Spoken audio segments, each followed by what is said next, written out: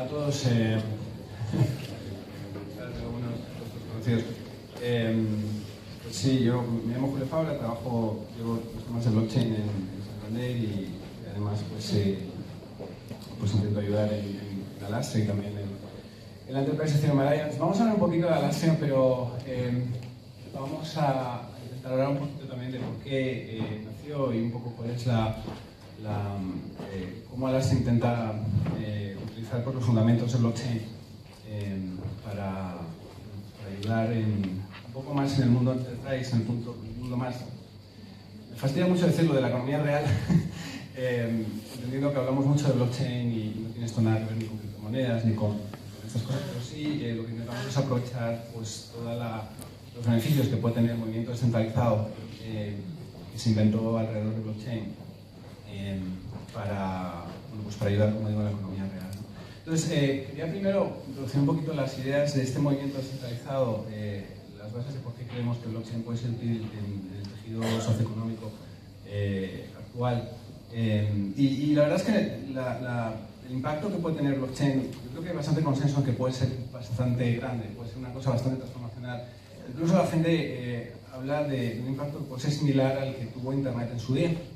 Y yo creo que la comparativa es bastante buena y existen bastantes paralelismos, incluyendo también la burbuja de Capital y estas cosas, pero creo que sí que existen bastantes paralelismos entre la historia de Internet y la historia de blockchain. Concretamente, Internet se inventó para aplicar la descentralización al mundo de las comunicaciones.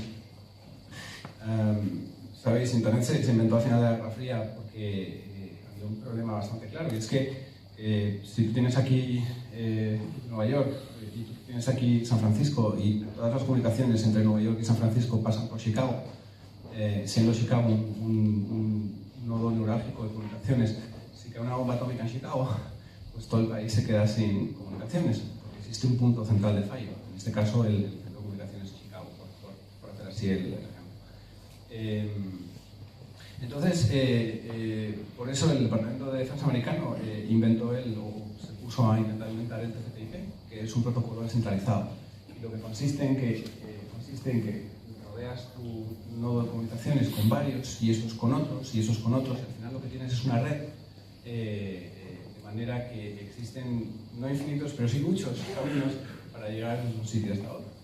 Entonces ahora, pues, se puede caer un nodo, se pueden caer dos, se pueden caer 5, se pueden caer 2%, se puede caer el 30% de los nodos y da igual porque la red sigue funcionando.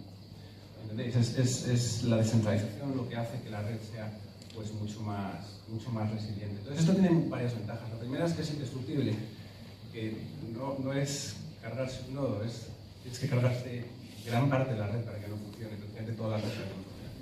La segunda cosa es que es mucho más barato, porque ya no es montar un nodo de comunicaciones súper grande y súper crítico y tal y cual, sino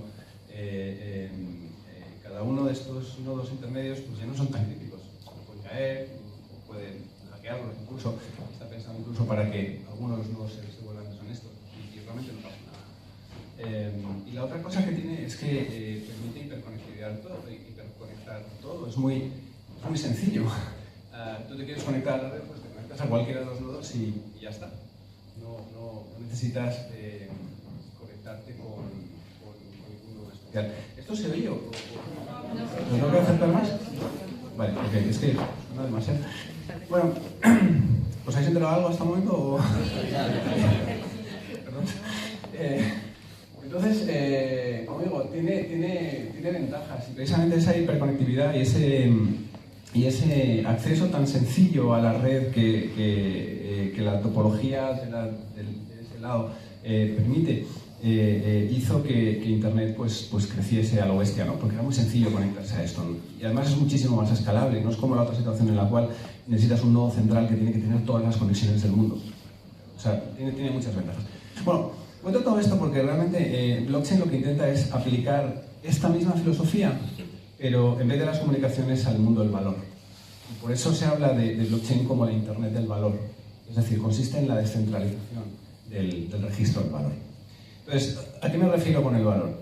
El mundo hoy funciona de manera existen entidades centrales o entidades de confianza que llamamos, que son las que custodian el valor. ¿Vale? ¿A qué me refiero con el valor? Bueno, pues a lo que es la propiedad de las cosas. Por ejemplo, un banco.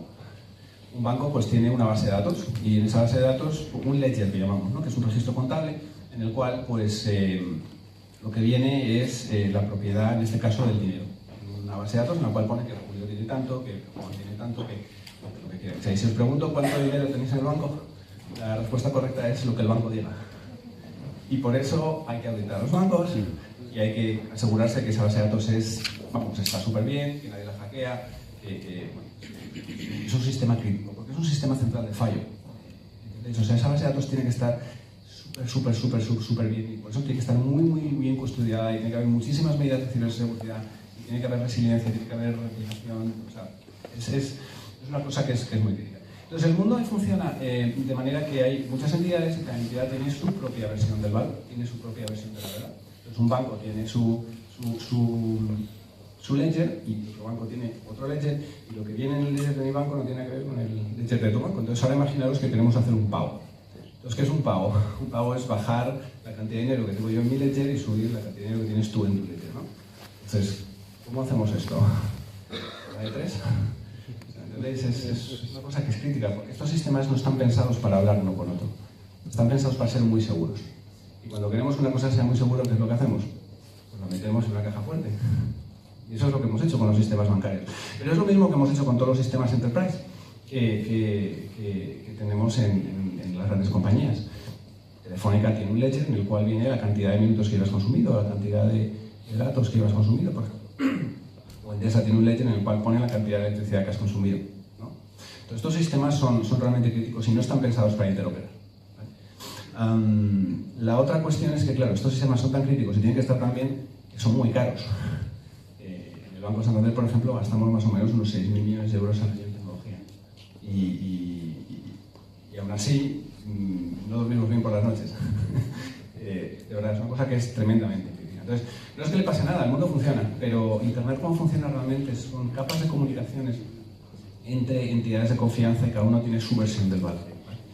Bueno, entonces, blockchain, ¿qué es lo que nos da? Blockchain lo que nos da es una filosofía distinta que consiste en vez de proteger mucho ese ledger de cada una de las entidades, la idea de blockchain es producimos un único ledger, una única base de datos en la cual se registra el valor y todos tenemos una copia de ese ledger. Y entonces le pasa igual que antes con las comunicaciones. Como ahora todo el mundo tiene una copia del ledger y está completamente replicada y está sincronizada en tiempo real entre todas las entidades, pues ahora este ledger es mucho más difícil de atacar. Tú puedes atacar uno, puedes atacar 2 nodos, puedes atacar 5 nodos, no puedes atacar los 20.000 nodos de la red de Bitcoin. Es imposible. O los 15.000 o lo que haya ya de la red de Ethereum. Es completamente imposible. Entonces, esto tiene las mismas ventajas bastante similares que en el caso de Internet los nodos de comunicaciones. Es decir, la hiperreplicación nos da muchísima más asistencia. La segunda cosa que pasa es que se te puede caer ahora un nodo, se te pueden caer 2, te pueden hackear un nodo, te pueden hackear 3. Es muy difícil atacar todo el sistema. También le pasa que funciona en tiempo real. Ya no es mi versión de la verdad y tu versión de la verdad. Ahora solamente hay una versión de la verdad. No necesitamos mensajería, no necesitamos ponernos de acuerdo en las cosas. ¿Estás de acuerdo conmigo? Pues echa una geada tú y ahí lo tienes. ¿Entendéis? Tenemos una única versión de la verdad. Y esto es bastante interesante. Y el punto central es que no tiene puntos centrales de fallo. Esa es la gracia, no existen puntos centrales de fallo que realmente pues puedan hacer el sistema vulnerable. Así que lo que tenemos en el mundo de blockchain comparado con el mundo actual es un sistema en el cual este valor se registra de manera común, no depende de ninguna entidad en concreto, no tiene puntos centrales de fallo, es rápido, es barato, es seguro porque no depende de nadie, todo se hace gracias a la criptografía y bueno, pues puede tener ventajas similares a las que tiene el mundo de la comunicación descentralizada, como se dice en Internet. Esta es la idea central que queremos explorar en Elastic y en general a la hora de aplicar blockchain en el mundo corporativo. La siguiente cosa que quería explicar era una cosa que además es muy central en Alaxia, es la idea de poder utilizar smart contracts. Los smart contracts son realmente una evolución, una extrapolación del concepto este que acabo de contar, en el cual, más que tener un ledger, porque un ledger es una cosa muy tonta, o sea, es algo similar a lo que tenemos aquí a la izquierda, es una lista en la cual vienen nombres y cantidades. Ya está. O sea, podemos poner mucha mística, pero es poco más que eso. Complicaciones, evidentemente, pero no es mucho más que eso, ¿no? El ledger de Bitcoin, por ejemplo, es muy sencillito. Tienes claves públicas y tienes cantidades de Bitcoin. En realidad tienes un poquito más, tienes unos poquitos smart contracts también en Bitcoin. Pero cuando apareció Ethereum realmente se extrapoló toda esta idea y lo que hicieron es un ledger en el cual, más que vivir cantidades, lo que viven son programas. ¿Vale? Y un programa también es una cosa relativamente sencilla. Un programa lo que tiene son datos y código. Y los datos pues los usas para modelar lo que te dé la gana. Y el código pues es las reglas para el cambio de los datos, para hacer transacciones que cambian los datos. El ejemplo que tenemos a la derecha en realidad es relativamente entendible. Los datos, con este programita, lo que estoy intentando modelar en este caso es, por ejemplo, una tarjeta de pago, que llamamos dinero digital. ¿Vale? Imaginaros vuestro wallet de PayPal. Bueno, pues lo modelamos con una parte de datos, que es la primera línea, esa que dice mapping, no sé qué, public balance. O sea, lo que hacemos es le asignamos un balance, que es una cantidad de dinero a cada usuario. Lo del address significa es asociarle una cantidad de dinero a una dirección de Ethereum. Eso es lo que hacemos, asociamos una cantidad de dinero. Y dos, el código, pues en este caso enseñamos aquí una función que es la función de transferencia, que es la típica función de transferencia de un token RC20, en el cual decimos que si el balance del que envía es mayor que la cantidad, o sea, si tienes dinero, pues el balance del sender, o sea, del que envías, le quitamos la cantidad y el balance del que recibe, pues le subimos la cantidad. Esa es la lógica de una transferencia, ¿no? No tiene mucha más mística. Y si no tenemos dinero, pues tiramos la transacción a la basura y no. Entonces, esto que es muy sencillito, la gracia de Ethereum es que este programa, cuando lo metemos en la red de blockchain, ese programa se hiperreplica. Y ahora tenemos todos una copia de ese programa y no podemos trampear con él. Tenemos que ponernos de acuerdo. No te tienes que fiar de mí de que yo voy a correr este programa. No te tienes que fiar de mí de que voy a hacer la transferencia bien, no te voy a cobrar comisiones, te voy a quitar la cantidad y te voy a dar la cantidad. Entonces, toda esta lógica, la gracia es que ya no depende de mí. Ahora está hiperreplicada y depende de toda la red, depende de toda la comunidad. Entonces, Ethereum se parece mucho más a un superordenador compartido que está notarizado, es inmutable y que funciona en tiempo real con toda la comunidad y que no depende de nadie, solamente depende del consenso de toda la comunidad. Y la idea de tener un superordenador compartido con una superbase de datos compartida pues es tremendamente interesante, porque ahora ya, de nuevo, ya no son mis sistemas con los tuyos, sino que tenemos un sistema común en el cual las reglas de lo que vamos a hacer, que son estas funciones que vienen en los smart contracts, pues ahora son comunes y son conocidas. No te tienes que fiar de mí, sino vienen ahí y no se pueden cambiar. ¿Veis? Esa es la verdadera gracia, la verdadera esencia de lo que es un smart contract. Bueno, todo esto que hemos hablado, en realidad la idea original de blockchain es que todos estos nodos que llevan todos estos ledgers, o sea, el ledger hiperreplicado, el común, etcétera, etcétera, la idea de estas redes es que son redes públicas que realmente no dependen de nadie y que son, se les dice que son redes incensurables. Censurables quiere decir que nadie tiene el poder de censurarlas, es decir, nadie puede quitarle el acceso a nadie, cualquiera se puede apuntar y ya está, se baja, o sea, tú te apuntas a la red de Bitcoin y te apuntas y ya está, y nadie te puede parar. Tú sencillamente cumples el protocolo para conectarte a otros nodos y ya está, y nadie te puede parar. Son completamente incensurables y anárquicas en ese sentido. En el mundo un poquito más corporativo, pues un primer paso más pragmático para esto es hacer redes permisionadas. Y esta es un poco más la idea de Alastair, ¿vale? Se trata de hacer redes que son descentralizadas, que no dependen de una entidad concreta, pero que sí dependen de un conjunto de entidades, ¿vale? En el otro mundo, en el mundo descentralizado, incluso permites la confluencia de actores deshonestos. En la red de Bitcoin y en la red de Ethereum, pues hay actores que son honestos, hay actores que son deshonestos, hay actores que son deshonestos que están atacando continuamente la red de Ethereum, y aún así la construcción sigue adelante, ¿vale? En el mundo más corporativo, pues utilizamos redes que no son tan descentralizadas. Entonces aquí lo que creamos son nodos con distintos perfiles. Hay unos nodos que son validadores y otros nodos que son participantes. Y estos nodos validadores son el equivalente a los nodos mineros de Bitcoin o de Ethereum. Es decir, son aquellos que validan las transacciones. Antes, cuando hablábamos de estos ledgers, cuando yo lanzo una de estas transacciones o cuando yo llamo a una de estas funciones en un smart contract, esas transacciones le llegan a todos esos nodos tienen que ponerse de acuerdo en que esa transacción está bien, pues, por ejemplo, para que no me esté gastando dinero que no tengo, para que no esté haciendo una transacción que no está permitida, para que no se pueda hacer una transacción si no es firmado con tu clave privada, en fin, todas estas cosas, ¿no? Entonces, la certificación en las redes públicas ocurre a nivel de toda la red. Sin embargo, las redes permisionadas, los que certifican esas transacciones y los que las validan son unos cuantos. Y esos cuantos vienen en una lista. Y esa lista es cerrada. Es decir, solamente los que están en esos validadores pueden aceptar a otros validadores. ¿Vale? Entonces, esto no es tan descentralizado como una red incensurable, pero tampoco es centralizado porque tampoco depende de ninguna entidad concreta. No hay un nodo validador que tenga voto de calidad, sino que tienen que ponerse de acuerdo entre ellos.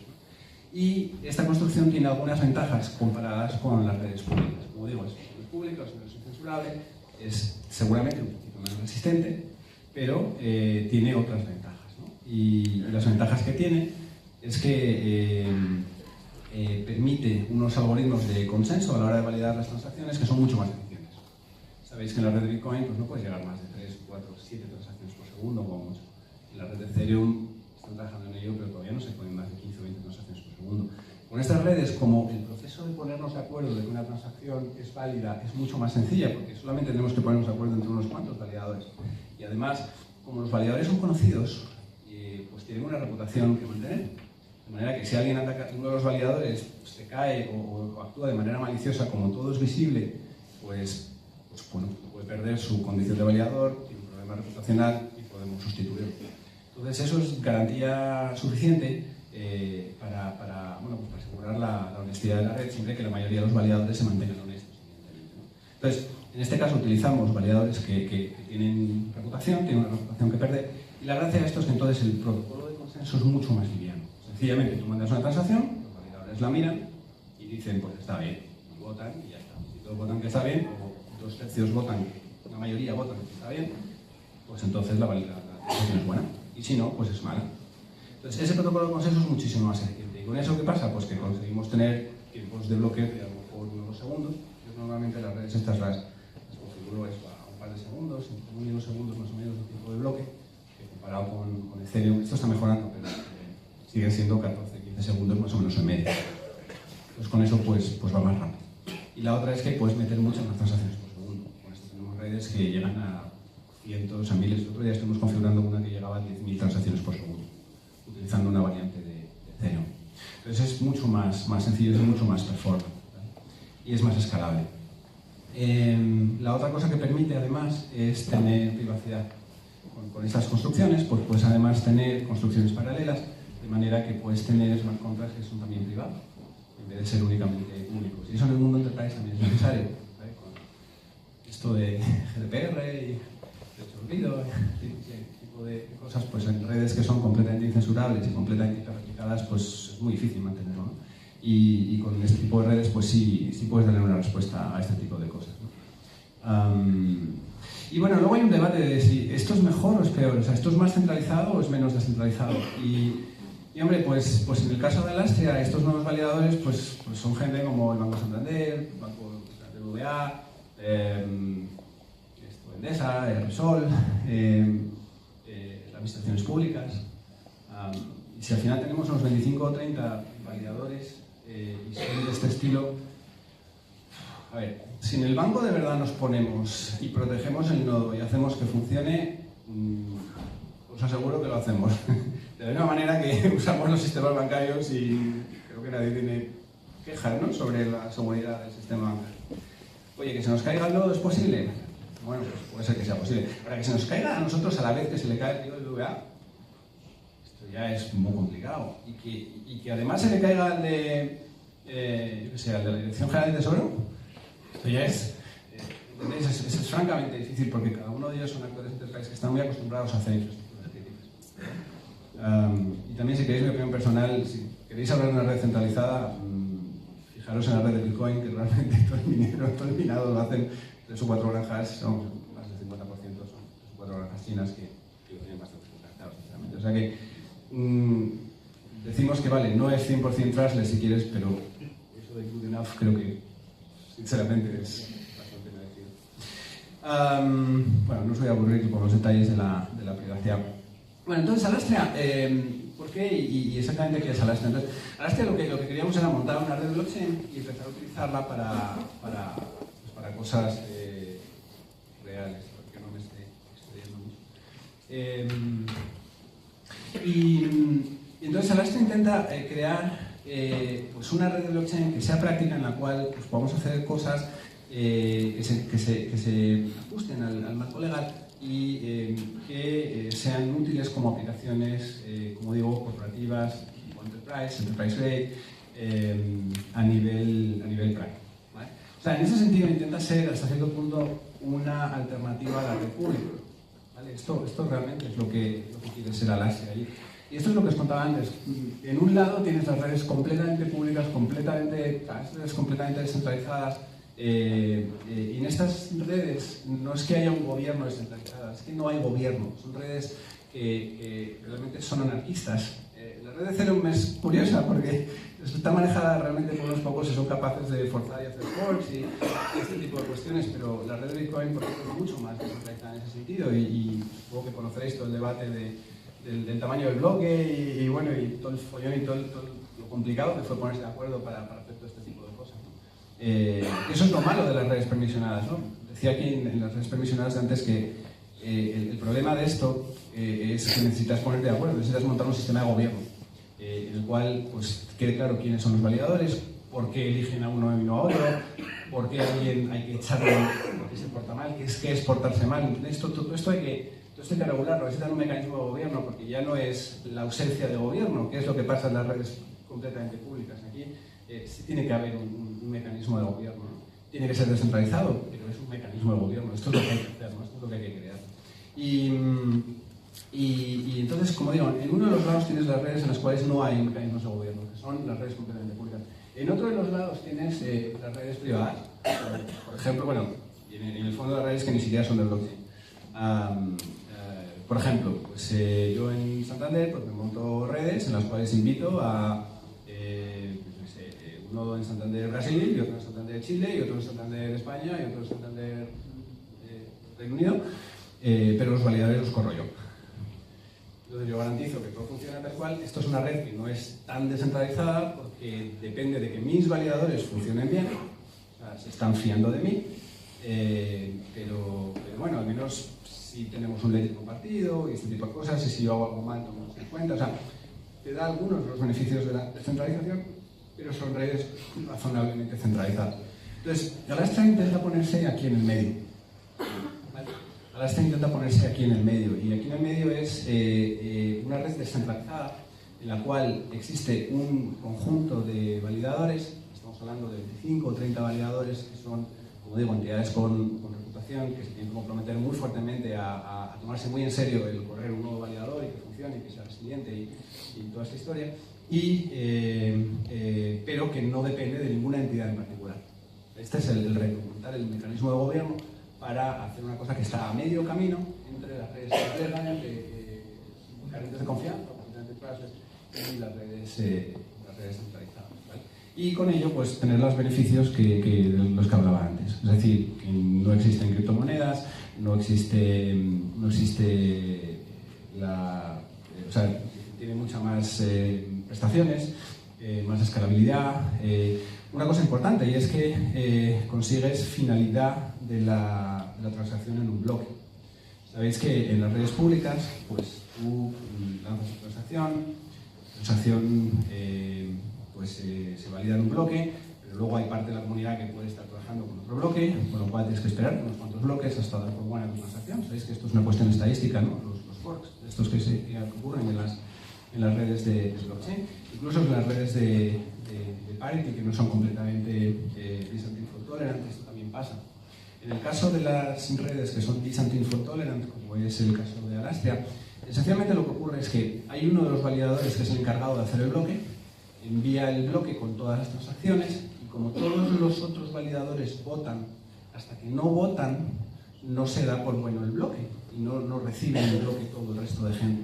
Eso quiere decir que cada bloque que se acuña está validado por los validadores. Y eso quiere decir que ese bloque es bueno en el momento en el que se vota, ¿vale?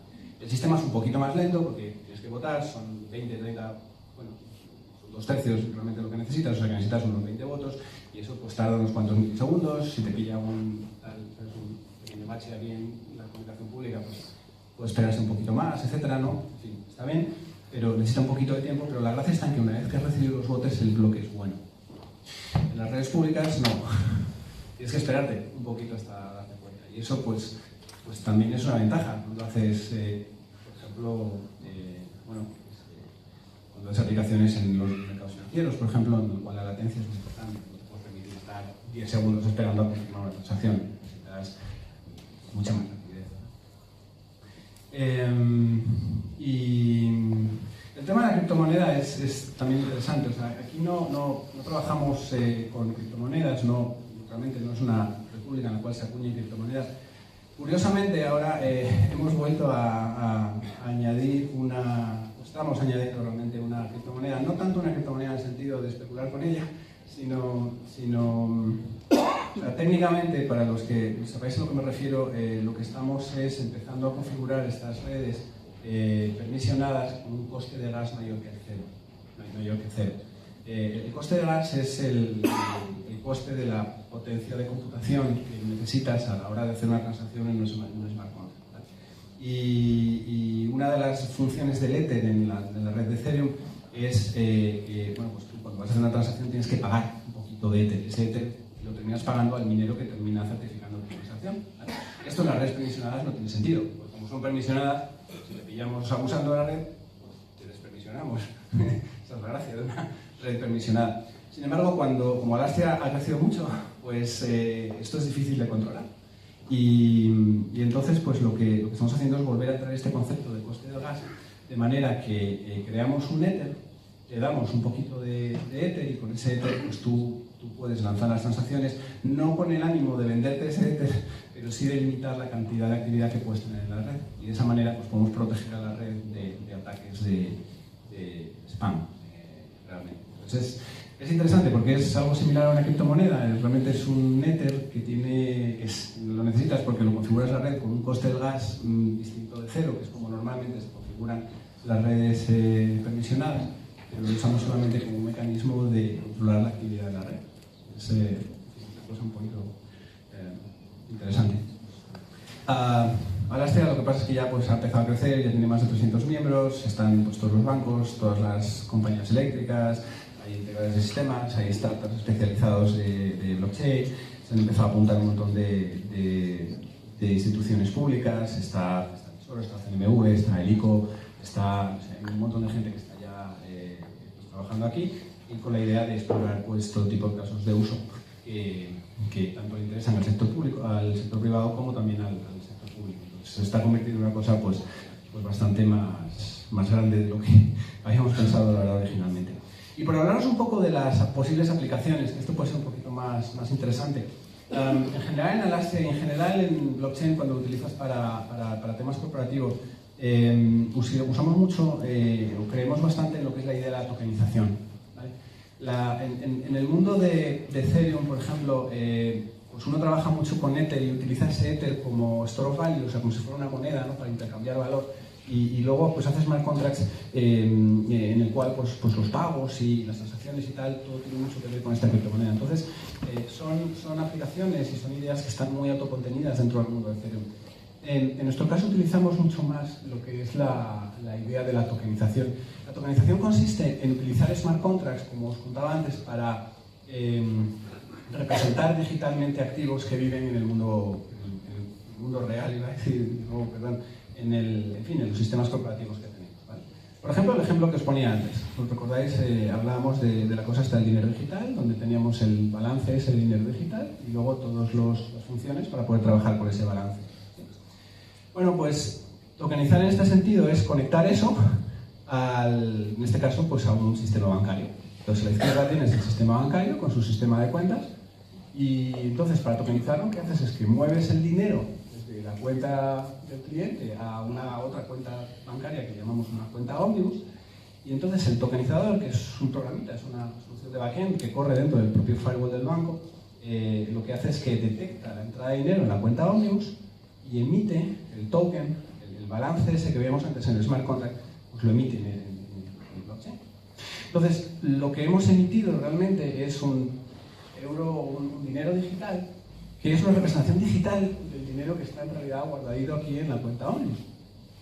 Entonces, es como si fuera un stablecoin, si queréis, ¿no? Una especie de cosa así. Es decir, lo que tenemos en el smart contract es el token ese, es una representación digital, es como un recurso contra el dinero real que está guardado en el banco. Esto del dinero real, el dinero no es muy real, la verdad, pero...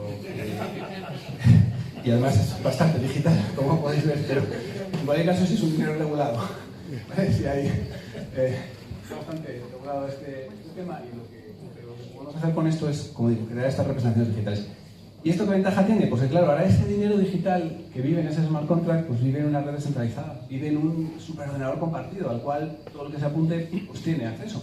Entonces ahora hacer aplicaciones digitales con ese dinero digital, pues es muy fácil, porque ya no me tienes que pedir permiso a mí en el banco. Ya no te tengo que abrir mis sistemas, por ejemplo.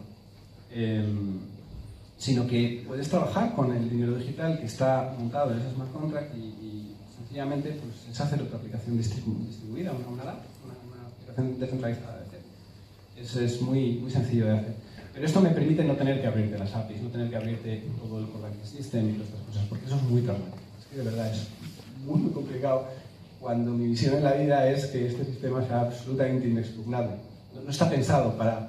¿Entendéis? O sea, y hay esfuerzos, y sé que con PSD2 y con todas estas cosas, pues se trata de ir poco a poco ir abriendo estas cosas, pero es que es infinitamente más fácil hacerlo ahí. Es muy fácil diseñar en ese mundo, ¿sabéis? ¿No? Ejemplo, recargar un coche eléctrico. Te compras un coche eléctrico, vives en un bloque de pisos aquí en Madrid, apareces con tu coche eléctrico en el garaje de la casa que está en el subterráneo. ¿Y ahora dónde enchufas el coche? Porque el enchufe es de la comunidad. Y la recarga media son algo menos de 5 euros. Pero claro, todos los días cargándolo, pues esto cuesta su dinero. Entonces, ¿cómo hacemos? Porque si no tiene otro coche eléctrico. Necesitamos un enchufe inteligente donde podamos pagar por la electricidad como una máquina expendedora, ¿no? Eso es lo que necesitamos para poder cargar el coche. Bueno, pues la solución es ponemos un enchufe inteligente, que es una cosa que puedo traer ahí en la pared, que sencillamente lo que hace es tarificar la energía y venderla. ¿Vale? Y, hombre, esto lo podemos hacer con tecnología actual, sí. Le podemos poner un TPV, le podemos poner para que pagues con una tarjeta o con una aplicación móvil o no sé qué, pero claro, ¿qué pasa? Pues que esa cosa hay que conectarla ahora a la red bancaria, a través de Redsys, necesitas Visa, Mastercard o lo que sea, ¿no? Un sistema de incidencia, luego, conectar un enchufe a la red bancaria, pues es caro. O sea, es que, de nuevo, 4 euros y pico, o sea, sale casi más caro que el perro, ¿sabes? Entonces, por supuesto que se puede hacer con los bancarios, pero tiene excepción. Sobre todo para micropagos, tiene bastante excepción. Entonces, una alternativa es al cacharrillo ese, al smart plug, al enchufe inteligente, se llama. Los smart contracts, están los contratos inteligentes y los otros contratos, que no son... pues con el smart plug pasa igual, esto es un enchufe que es inteligente y entonces si a esto le pones una Raspberry con un pequeño nudito de Ethereum, lo que puedes es, la eléctrica, lo que puede hacer es, igual que yo tokenizo los euros, pues ellos pueden tokenizar el derecho eléctrico. Entonces ellos crean esos tokens y esos tokens cuando yo los redimo, porque en el caso del dinero eléctrico, del dinero digital, yo tengo esos tokens, igual que los creo, los puedo destruir, los puedo redimir. Yo llego y le digo al banco, toma, ahí tienes los euros estos digitales, ahora dame los euros reales. Y lo que hace el banco es que destruye los tokens y me manda el dinero que estaba guardadito en la cuenta Omnibus. ¿Recordáis, no? O sea, podemos tokenizar y destokenizar. Bueno, pues en este caso la destokenización sería que yo te doy el token que te compraba la eléctrica y tú me das la electricidad. Entonces, hacer una aplicación aquí que es, pues haces un mercado en el cual intercambiamos tokens de dinero digital por tokens de vatios hora. Eso es lo que es. Y no hemos tenido que conectar el sistema de la eléctrica con el sistema del banco. que nos llevaría, no sé cuánto ponernos de acuerdo. Es una aplicación que es nativamente digital, todo es digital, estamos intercambiando tokens digitales, eso es lo único que estamos haciendo. Y además no tiene que hacerlo el banco, tiene que hacerlo la eléctrica, lo puede hacer un emprendedor, lo puede hacer cualquiera, lo puede hacer una joint venture. O sea, es mucho más fácil de nuevo innovar ahí en el mundo digital y no tanto en el mundo real, ¿no? Y yo creo que esto es una cosa que es bastante interesante de cara a la digitalización del país y de cara a la propia innovación. O sea, de verdad, yo qué sé, gente como nosotros, como Telefónica, como tal, como UDA, como empresas grandes, hacemos hackatones, ¿no? Y siempre pasa lo mismo, ¿no? Hacemos un hackatón fantástico, vienen estos chicos recién salidos de la universidad, una idea fantástica, súper pintona, buenísima, de verdad, una idea con muchísimo potencial. Ganan, les pagamos 10, 20.000 euros, estupendo, todo el mundo fiesta, no sé. ¿Y ahora qué? O sea, voy a coger su aplicación y la voy a meter en un servidor dentro del firewall del banco y voy a abrir las APIs del Core Banking System, esto de la autenticación, de ciberseguridad. O sea, esto supone un riesgo. Y ahí estamos, departamentos de cientos de personas en los bancos, y no solo en los bancos, sino en cualquier sistema corporativo, dedicados a asegurarse que estos riesgos sean muy gestionados. Entonces es muy complicado, ¿verdad?, para grandes empresas que tienen unos requisitos de certificación brutales, trabajar con empresas pequeñas e innovadoras. Y no es porque no quieran, es que ¿verdad?, es muy difícil, no estar preparado para este mundo. Mientras que de esta otra manera, oye, si yo tokenizo el dinero y otras grandes empresas tokenizan también sus activos, joder, es muchísimo más sencillo innovar en este mundo digital.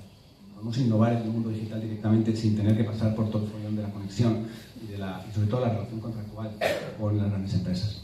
Esta es la idea central de la tokenización, que es muy central en Elastic. Por eso quería contarla un poco más.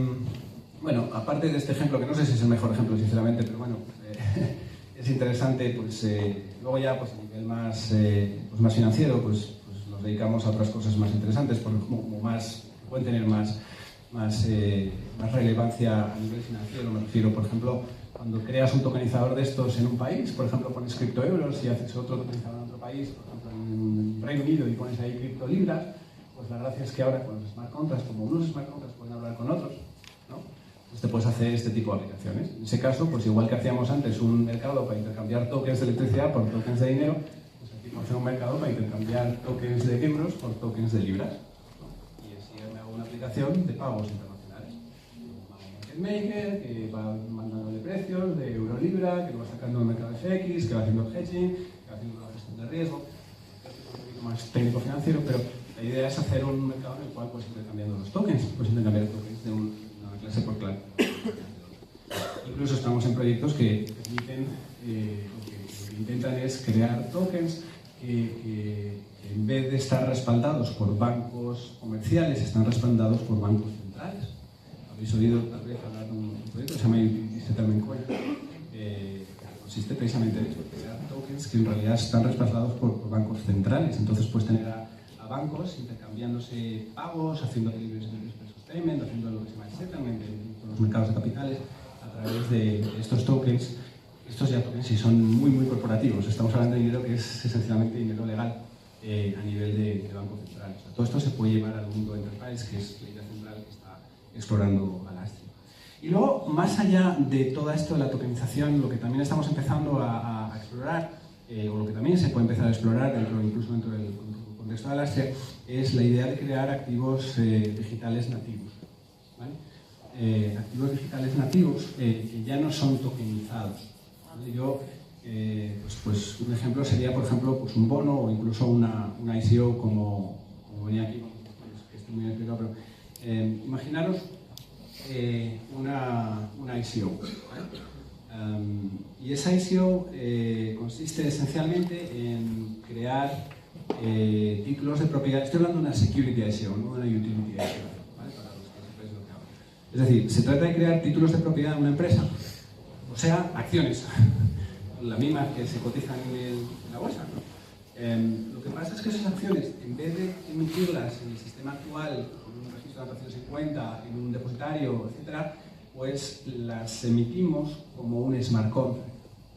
Es decir, ahora el smart contract no tiene una representación digital de las acciones que viven en otro sitio, sino que el smart contract es la acción. La acción vive directamente ahí en ese smart contract. Y esa acción la puedes denominar en dinero digital como el que os he enseñado. De manera que los dividendos, la compraventa, la liquidación, todo esto ocurre con dinero digital. Entonces podemos llegar a tener todo el ciclo de vida de la acción, desde lo que es su emisión, su negociación, el pago de los dividendos, los stock splits, por ejemplo, los lockups. Los lockups son que tú te haces una IPO, te haces una OPV, una emisión pública de acciones, y eres uno de los fundadores, uno de los miembros del board, pues no puedes vender tus acciones durante un cierto tiempo, ¿no? Porque tienes que estar comprometido con la compañía durante una cierta cantidad de tiempo. Bueno, pues todo esto es súper fácil de programar en los smart contracts, muy sencillo.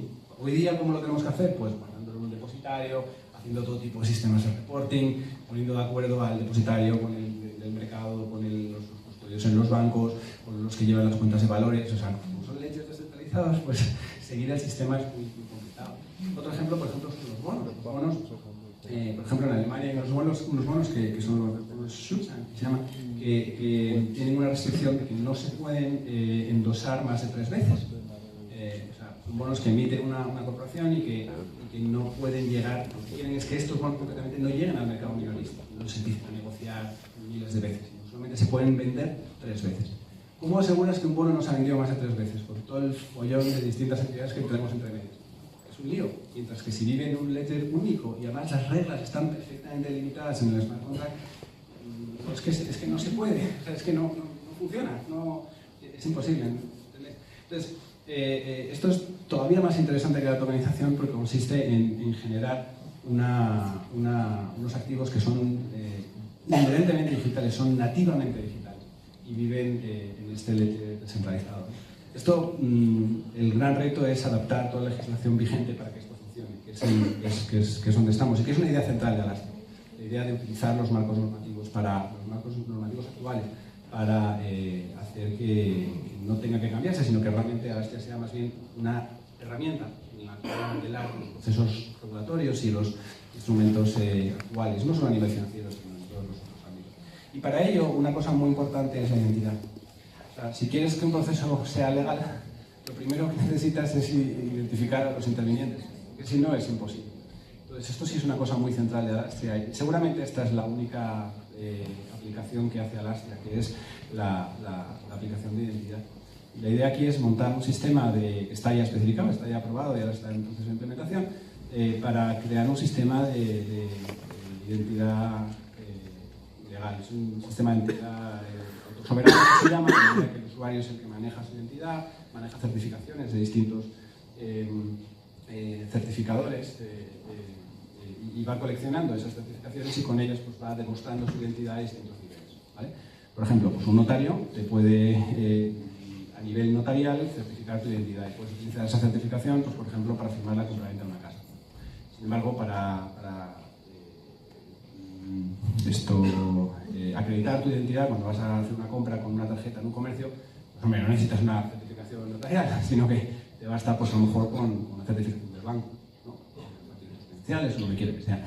Entonces, la idea es un sistema autosoberano en el cual tienes distintos certificadores a distintos niveles que vas utilizando para distintos casos de uso. Y la idea de esto es que está diseñado pues, por expertos en identidad, con toda la gente que está, de hecho, representando a España en todos los foros definiendo los EIDAS y todos los sistemas de identidad a nivel global. En fin,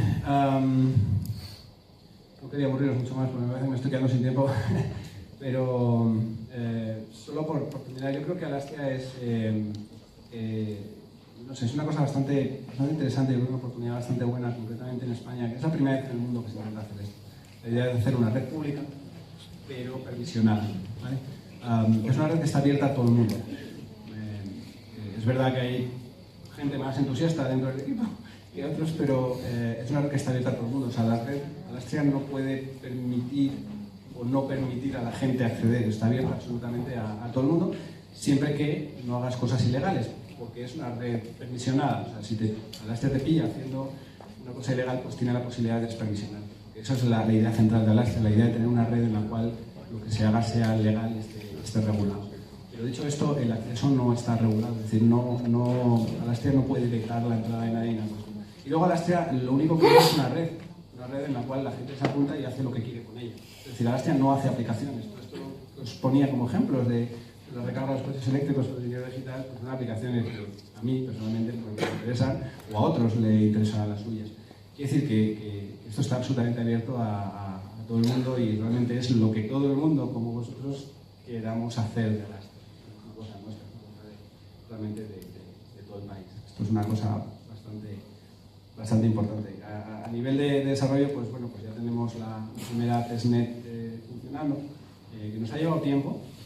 Como digo, esta es la primera vez en el mundo que se intenta hacer una red permisionada tan grande. Yo hago redes permisionadas todo el día en mi casa y es muy sencilla, pero cuando abres a 300 miembros, la cosa no es tan sencilla porque empieza a haber problemas en la tecnología que hemos tenido que atacar con la gente que hace la tecnología. En este caso, la primera red la hemos hecho con Quorum, que sabéis que es un desarrollo que hizo JP Morgan y nos ha llevado mucho tiempo con JP Morgan a arreglar cosas que hemos encontrado.